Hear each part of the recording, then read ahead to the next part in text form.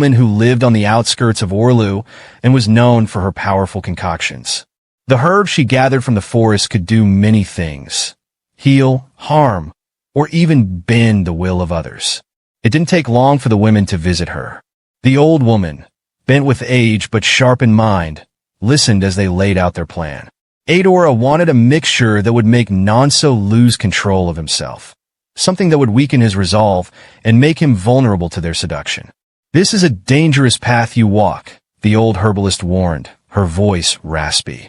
"Nonso and Taram are favored by the gods.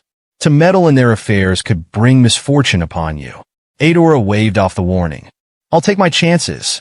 Just give us what we need." With a slow, deliberate nod, the herbalist disappeared into the back of her hut and returned with a small pouch filled with crushed herbs.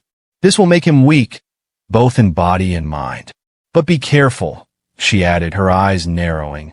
"For once it takes hold, there will be no going back."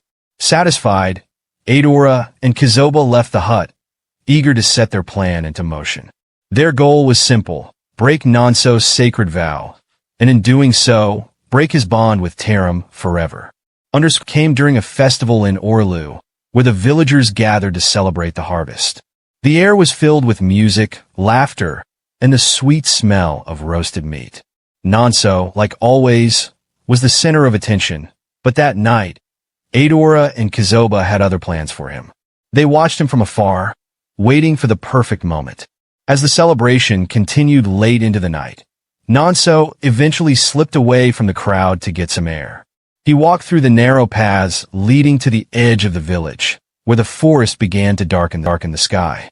The moon was high, casting an ethereal glow over the land, and Nonso enjoyed the quiet moment of solitude. It was then that Adora and Kizoba made their move. Approaching him with soft, gentle steps, they offered him a drink, a special brew they had mixed with the herbalist's concoction. "Nonso, you've been working so hard for the village," Adora said, her voice smooth and inviting. "You deserve to relax, even just for a moment." Nonso, always polite, accepted the drink, unaware of the danger it held. The moment the liquid touched his lips, he felt a strange warmth spreading through his body. It was unlike anything he had ever felt before. His vision blurred slightly, and a sudden drowsiness overcame him. He tried to shake it off, but the more he fought, the weaker he became. Kizoba, sensing the effect of the herbs taking hold, moved closer. "You're such a strong man, Nonso," she whispered, her breath warm against his skin. "But even the strongest men need a little comfort now and then." Nonso's mind swirled in confusion. He knew something was wrong, but his body no longer obeyed his will. Adora and Kizoba led him further into the forest, away from the village, where the trees closed in and the shadows grew darker. In his weakened state, Nonso was powerless to stop what happened next.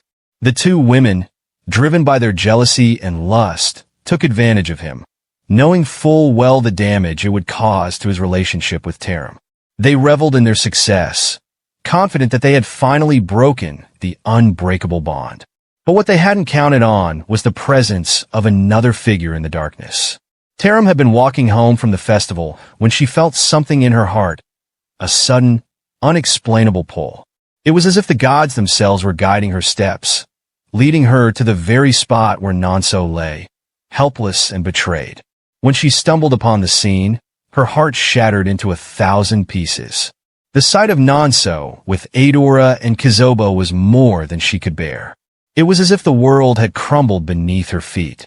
Without a word, she turned and fled, tears streaming down her face. Nonso, still dazed and confused, could only watch as the love of his life disappeared into the night. Taram ran through the darkened paths of the village, her vision blurred with tears. The weight of what she had just witnessed pressed down on her chest like a stone, making it hard for her to breathe. The cool night air did little to calm her racing heart, and the sound of the festival celebrations in the distance only deepened her sense of betrayal. How could Nonso, the man she had loved with all her soul, break the sacred vow they had made together? Their promise to the gods had been more than just words. It was a bond forged in their youth, a bond that was supposed to withstand the tests of time, temptation, and even death.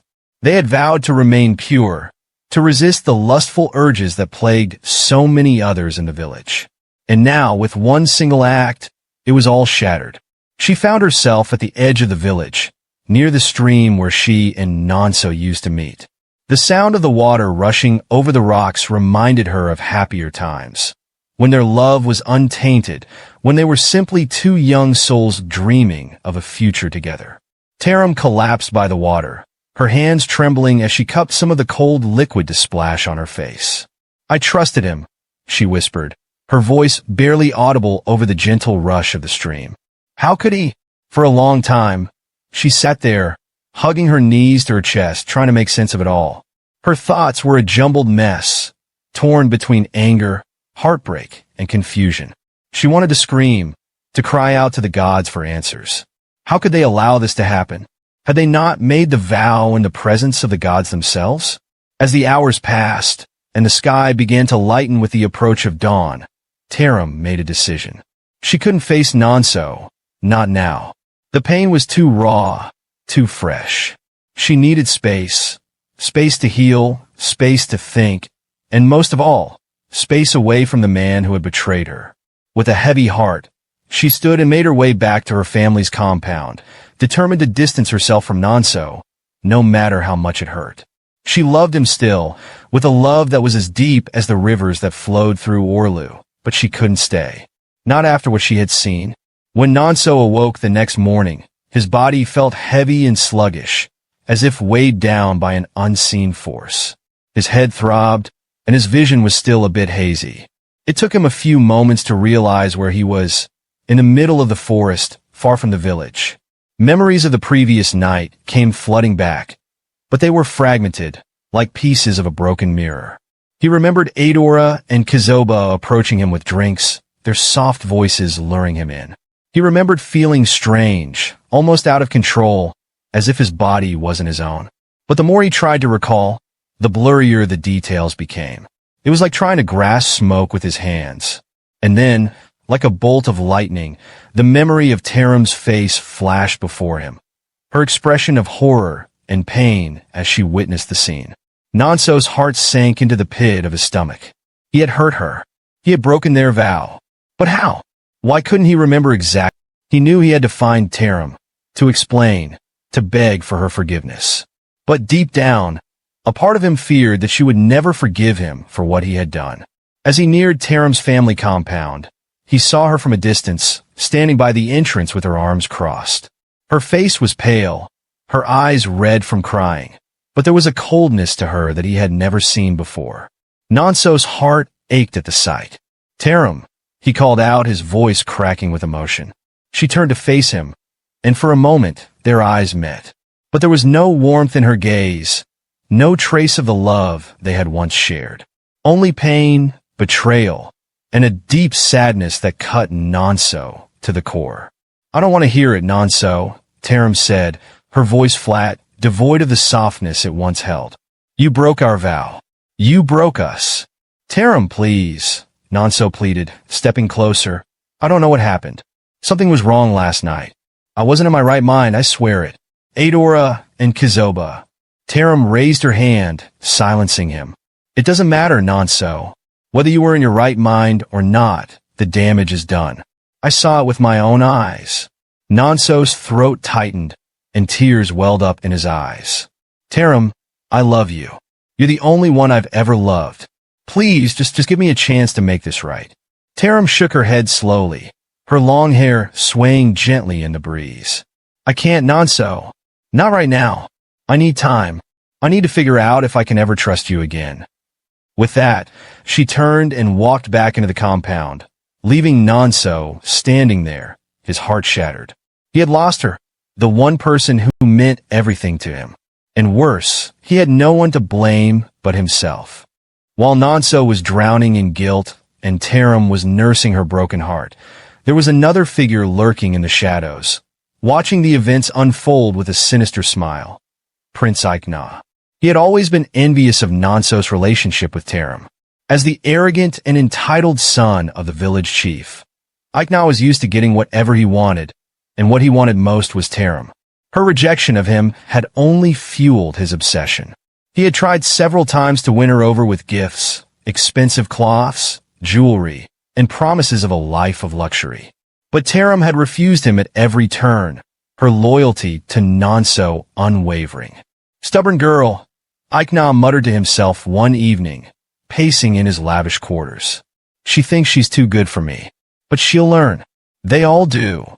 Nonso. He spat the name with disdain, pacing back and forth. That lowly farmer's son thinks he can hold on to the most Prince Ikenga woman in the ambitious village. And cunning. He doesn't deserve Set a dot plan in motion to win Taram's heart by orchestrating a fake attack on her. He secretly arranged for some local thugs to harass Taram, with a plan to step in heroically and rescue her. Hoping this would earn her trust, Taram thanked him for saving her life, but still respectfully turned down his advances. He puts the fatal scheme into action on Taram's 25th birthday. But knowing that her childhood friend and lover Nonso might interfere, Ikenga had his bodyguard detain Nonso, beat him up and imprisoned him for the day. Prince Ikenga approached Taram's house with lavish gifts, a beautiful white horse and a bottle of perfume. Unknown to Taram, the perfume was enchanted. The moment she sprayed it, she fell deeply under Ikenga's spell, agreeing to marry him and even sharing a kiss. Satisfied with the results, Ikenga ordered Nonso's release, confident Taram was now his. When Nonso was freed, he heard the guards laughing about the plot and quickly ran to warn Taram. But Taram, already in a daze, had left for the market to prepare for her wedding. She rode her new white horse along the forest path, but as they traveled, a snake startled the horse. In panic, the horse threw Taram off, causing her to fall and hit her head on a stone. Tragically, she lay still and lifeless. Nonso, rushing to find her, came across Taram's body. Grief-stricken and desperate, he embraced her and, overwhelmed by sorrow, expressed his love. In that moment, Taram miraculously sneezed, returning to life. She broke free from the enchantment, realizing she had been bewitched by Ikenga. The spell's clause, that true love would break it, had been fulfilled. Back in the village, Prince Ikenga immediately fell into madness, loudly confessing to his crimes. His father, devastated upon learning the truth, suffered a fatal heart attack. Prince Ikenga was then banished to the village's forbidden forest, while Nonso and Taram married, eventually starting a family and living a long, happy life together.